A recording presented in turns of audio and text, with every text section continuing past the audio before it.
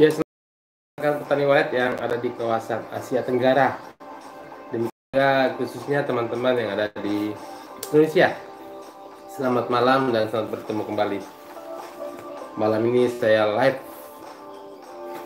cukup hampir menjelang dini hari waktu Indonesia Tengah ya. Ya. Ya, pada kesempatan kali ini saya akan membahas tentang waktu istirahat walet. Oleh karenanya judulnya pada malam hari ini, live saya kali ini adalah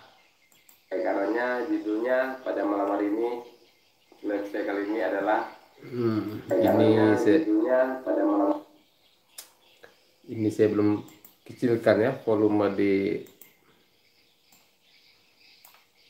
Iya, oke. Oke ya. Jadi judul malam hari ini adalah selamat malam, selamat istirahat walet. Iya. Saya kasih bagus dulu. Ya, supaya mungkin kabur tadi. Ya teman-teman, banyak aktivitas dan perilaku petani walet, khususnya petani-petani walet yang masih baru ya, yang kemudian kita katakan adalah pemula ya, pemula. Jadi dalam aktivitasnya banyak informasi yang mereka terima, banyak informasi yang diterima oleh teman-teman petani walet. Informasi itu bermacam-macam dan sumbernya juga dari banyak sumber, dari dari Google, dari YouTube, dari media massa gitu ya, berbagai media sosial, termasuk pun dari YouTube ya.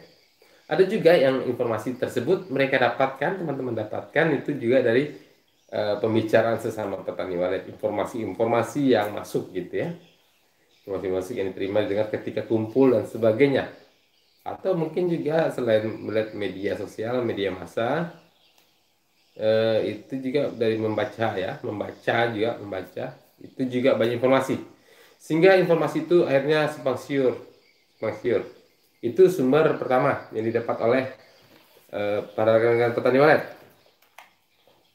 Yang kedua adalah karena banyaknya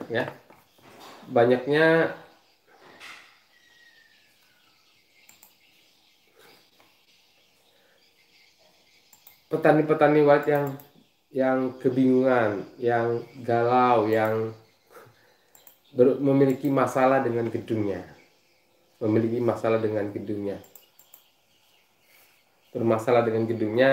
lambat produktif, lambat berkembang dan sebagainya. Sehingga dengan informasi yang diterima yang simpang siur tadi, serta kebingungan, galau, dan yang ketiga itu adalah ketidaksabaran serta ketidaktahuan dan ketidaktahuan sebenarnya juga. Jadi keempat faktor ini sering menjadi yang mengakibatkan rekan-rekan petani walet itu melakukan hal-hal yang tidak seharusnya.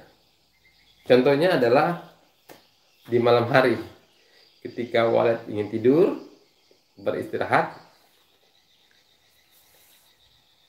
ada yang masuk ke dalam gedung untuk mengambil foto atau mengambil video, atau sekedar hanya mau melihat apakah sudah ada yang menginap dan sebagainya. Lantas melakukan aktivitas di malam hari, masuk ke dalam gedung. Dan tentu saja hal yang dilakukan ini sangat tidak baik ya, karena masuk ke dalam gedung di malam hari itu tentu saja mengganggu istirahat walet. Walet sudah terbang seharian, mencari makan, mencari serangga.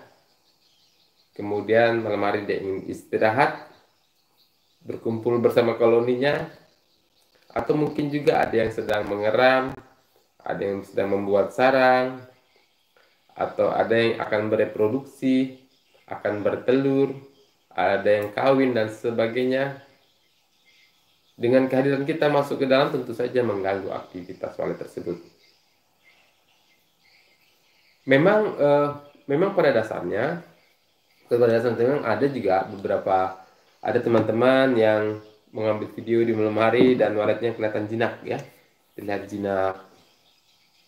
jinak, cuek aja dengan adanya adanya pemilik masuk ke dalam malam hari ke dalam gedung, waletnya sepertinya cuek aja. Ya sudah, ya memang begitu. Ketika terlalu sering ya waletnya ya cuek juga, memang sudah terbiasa dia kan, terbiasa dengan kehadiran pemilik malas di malam hari.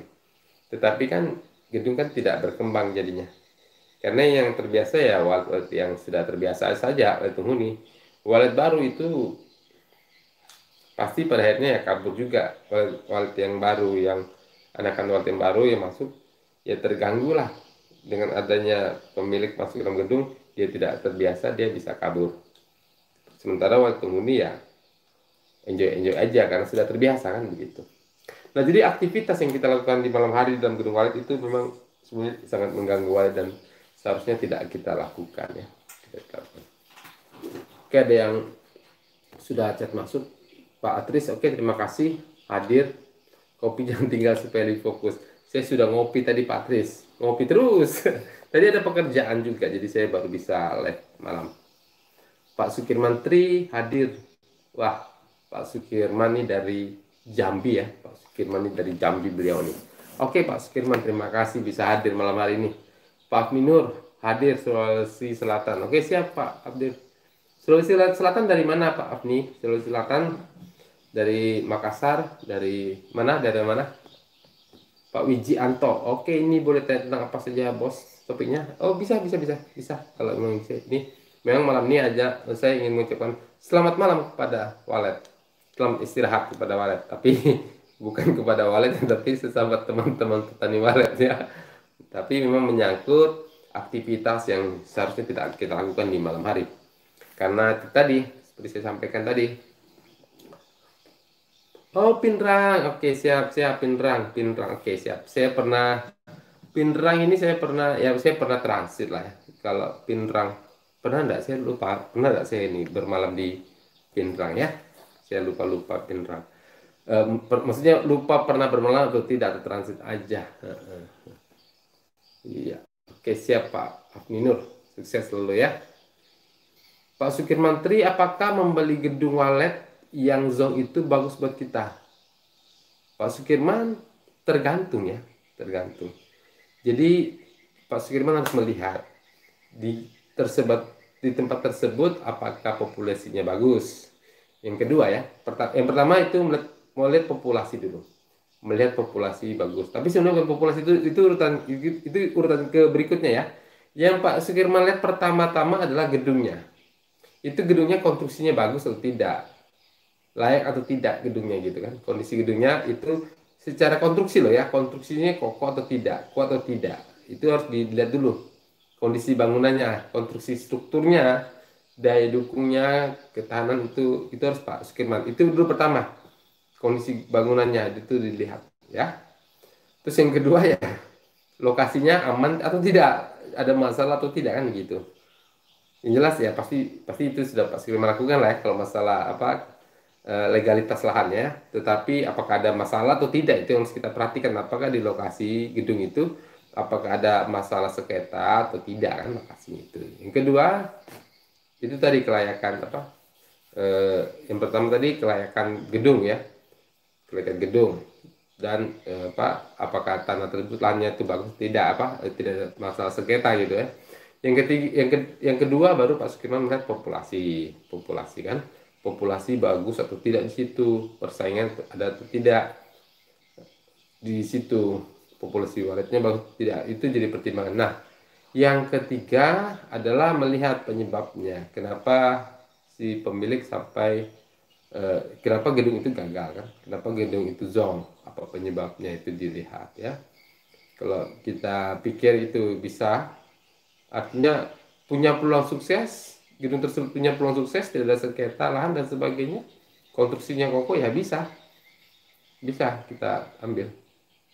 Cuma kan dengan membelinya dipertimbangkan biaya yang akan kita keluarkan lagi untuk merenovasi atau merawat gedung tersebut ya. Misalnya lagi, atau kita cat, itu berapa biaya yang kita keluarkan. Kalau ada kebocoran itu kita mengganti atapnya dan sebagainya, itu berapa kan, kita lihat berapa biayanya.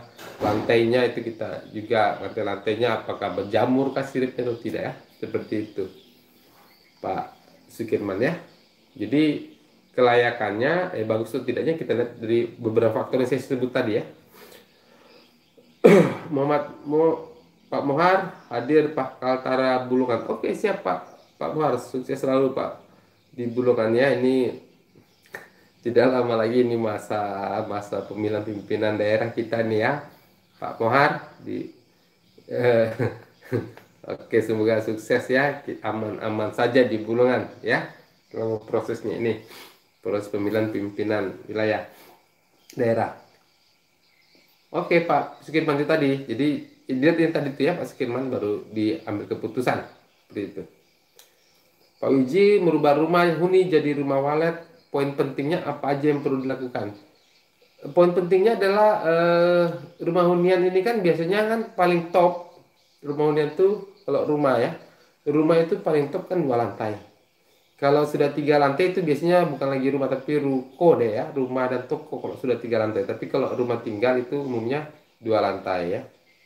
Nah ini kalau jadi berarti kita yang harus diperhatikan adalah dari mana kita mengambil posisi LMB-nya nanti, lubang masuk burungnya. Itu ya, itu poin pentingnya itu dilihat dari mana posisi penting mengambil lubang masuknya dari mana, terus ketinggiannya. Apakah rumah itu cukup tinggi atau kita perlu buatkan menaranya ya, menara foyernya Pak Wiji.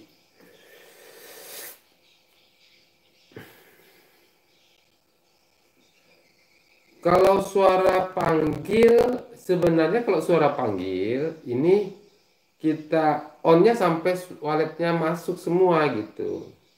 Waletnya masuk semua baru kita baiknya sih, baiknya sampai waletnya sudah masuk semua baru kita matikan. Kalau sudah masuk semua itu kan artinya sudah hampir setengah 8 ya. Jam 7 mungkin ada beberapa wilayah jam 7 itu masih terang kali ya, jam 7 sore, di pukul 7 itu mungkin masih ada wilayah yang agak terang gitu kan. Tidak semua wilayah sih. Ada mungkin wilayah yang jam 7 itu mungkin masih terang gitu kan. Jadi dilihat yang jelas menjelang suara panggil di LMB itu untuk mengarahkan walet ya, memandu dia masuk menembus LMB. Pak Atris mau tanya Pak, menurut Bapak apa BW bisa melihat di malam hari? Karena saya amati di TV ada sebagian BW yang berpindah-pindah sirip. Sebenarnya dia tidak punya kemampuan untuk bisa melihat terang. Dia bisa melihat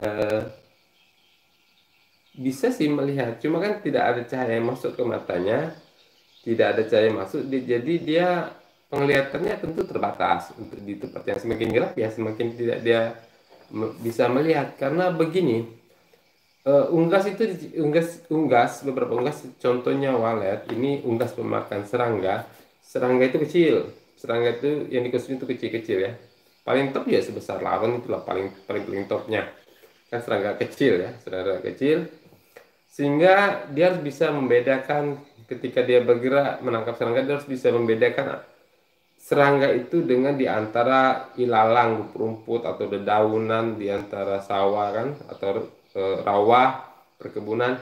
Dia harus bisa membedakan mana dalam kecepatan yang terbang. Dia harus bisa memiliki mata yang tajam untuk bisa melihat serangga di antara warna-warna semak belukar kan, rumput-rumput dan sebagainya.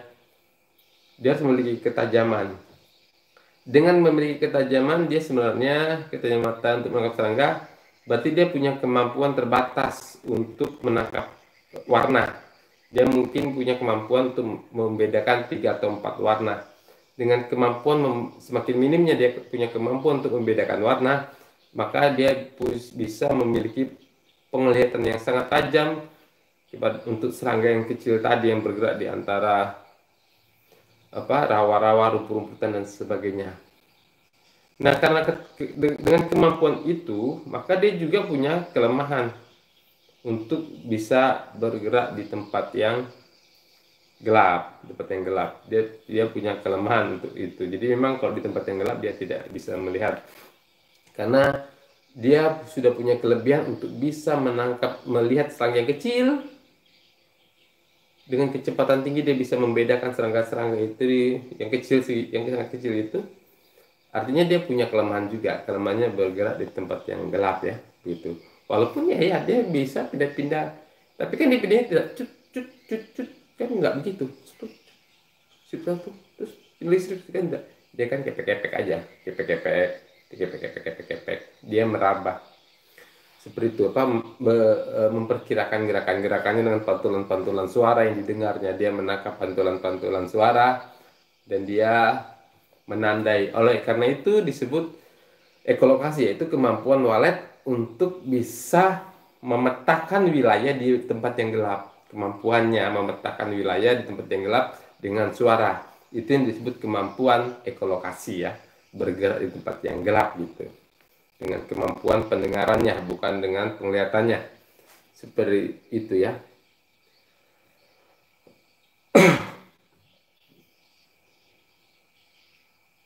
Begitu Pak Tris ya, Pak Afninur. Maksud saya agar BW-nya berkoloni di luar supaya mengundang BW lain, setelah itu baru di-on-kan. Berkoloni. Oh, maksudnya mau melakukan trik mati suara. Kan saya sudah jelaskan itu Bu Afninur, untuk trik mematikan suara sudah banyak penjelasannya. Silakan disimak video-video saya yang lainnya ya. Saya ngulang lagi ya. Bu Afninur, saya ulang lagi ya. Yang perlu diperhatikan, ada 7 poin ya untuk mematikan suara. Itu ada video khusus mematikan suara. Ada 7 poin yang harus kita perhatikan tentang trik mematikan suara ini ya. Itu bisa di 7 poin ini bisa Ibu Nur lihat ya di video saya, di scroll aja. Itu ada 7 poin yang harus Ibu Nur perhatikan ketika mematikan trik mematikan suara ya.